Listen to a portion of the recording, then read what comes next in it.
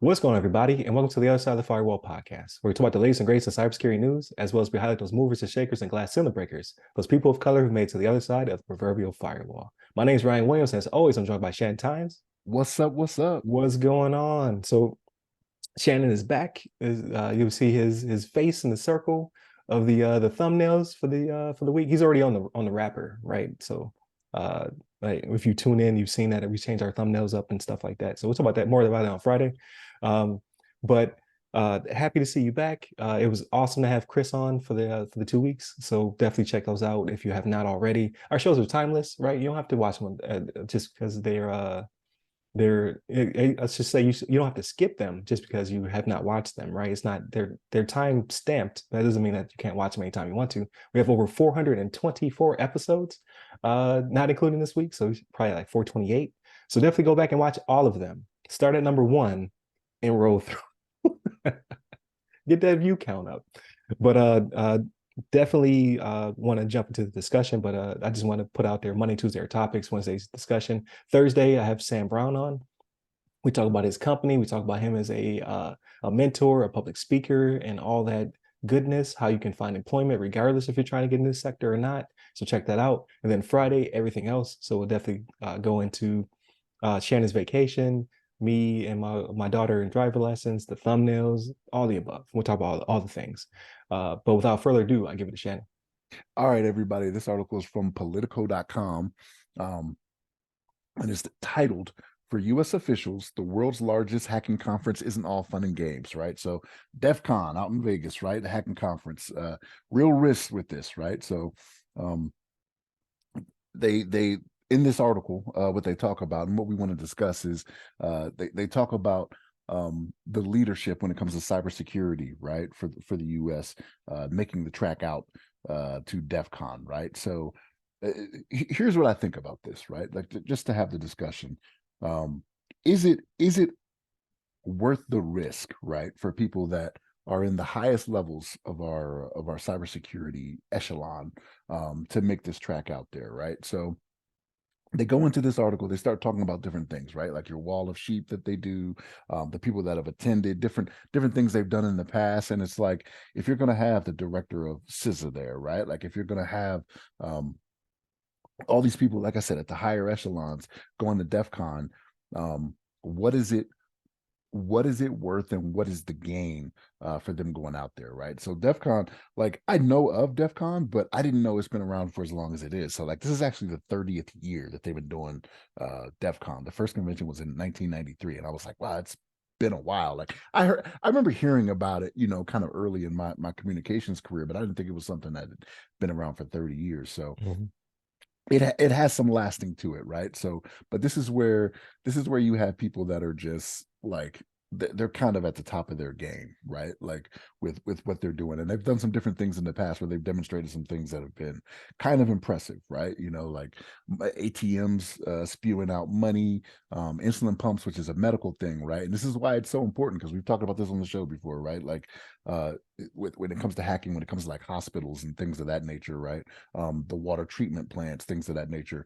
They're demonstrating these things at DEF CON, showing, hey, here's how we can make this happen, right? Like, and if it's somebody's insulin pump, which is something that they've done before, that's a medical thing. Like that can kill you, right? Whether or not you don't get it in time or they give you too much, right? So someone who's not exactly doing things for the right reasons, right? Because DEF CON, you got to assume not everybody here is a white hat, right? Like you got some black hats, maybe some grays, right? Not all of them, all blue teamers.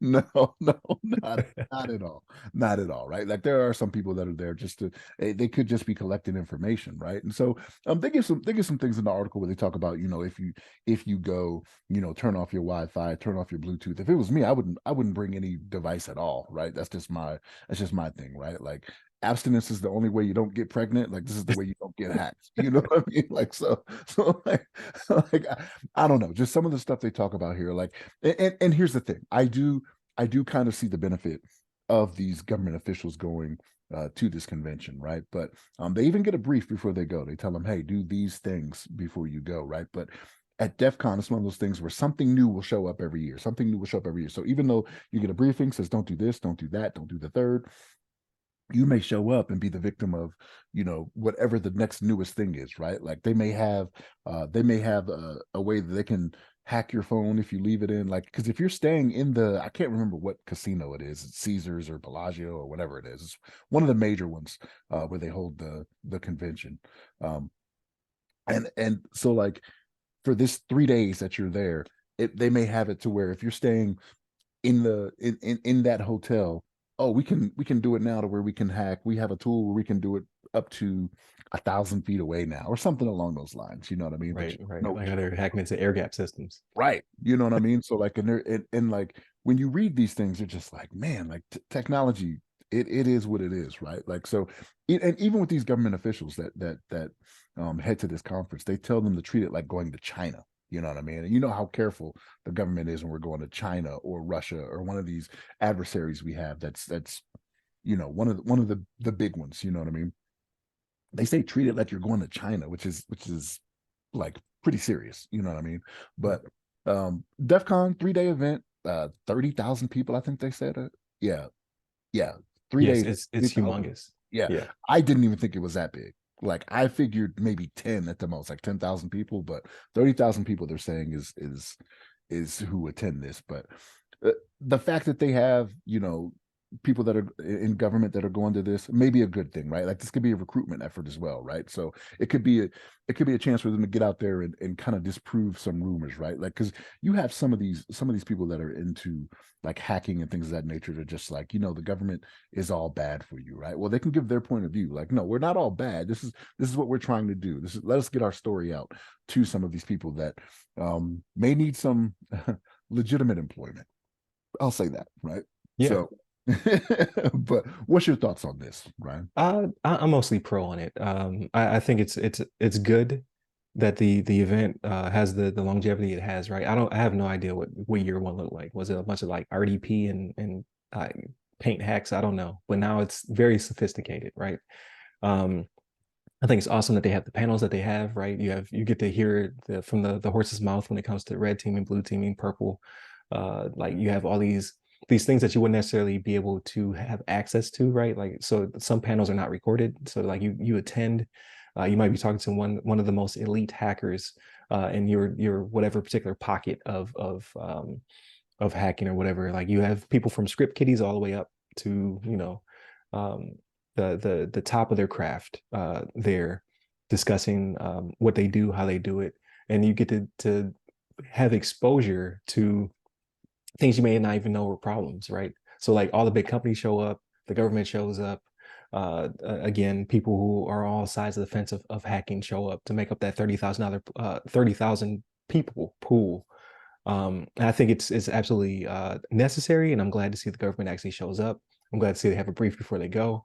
Uh, but then I have my own insecurities, right? Like I may attend one of these days, but I'm bringing a burner with me. Like I need access to be able to call 911, but it will not be mine. It will have no affiliation with me because that's just not my wheelhouse, right? I'm not a hacker or a would-be hacker. I'm a network guy who made the pivot from network security into GRC. So that I would be fair game out there. So that does make me hesitant to be around. But you have to think, what if you are there on vacation and now you have 30,000 of these people in the immediate area? Like it has to be ridiculous. Like the evil twins out the yin yang, like people like I you would hope that when these conventions come to town that the hosts as well as the hotels have NDAs and rules and like, hey, listen, don't hack our network, don't attack uh our other population that's here, right? Like people who are just so happen to be taking their vacation when DEF CON shows up, that has to suck. So hopefully there's some parameters, but again, people like to have the title hacker, you might not necessarily care that you signed something, right? You might still attack the general populace to just keep practicing your craft. Like it's a bunch of Mr. Robots out there, to be honest.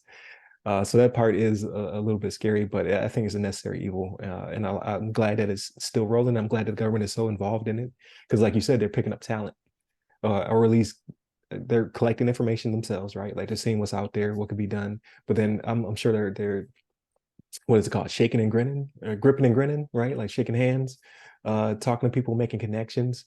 So I'm sure all that stuff is happening. They're pulling in talent, and they're not only to potentially join our ranks in the military, but most likely consulting, right? You're picking up people who don't necessarily have either they don't want to join the military, or it's more lucrative and they know it to be a consultant to the military or the DoD in general.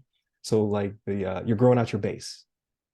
So I think it's great. I think it's a good thing. I do definitely would not want to. I would not appreciate being on the wall of sheep. That would just play into my insecurity. See my picture up there that we got this guy. I just don't like it.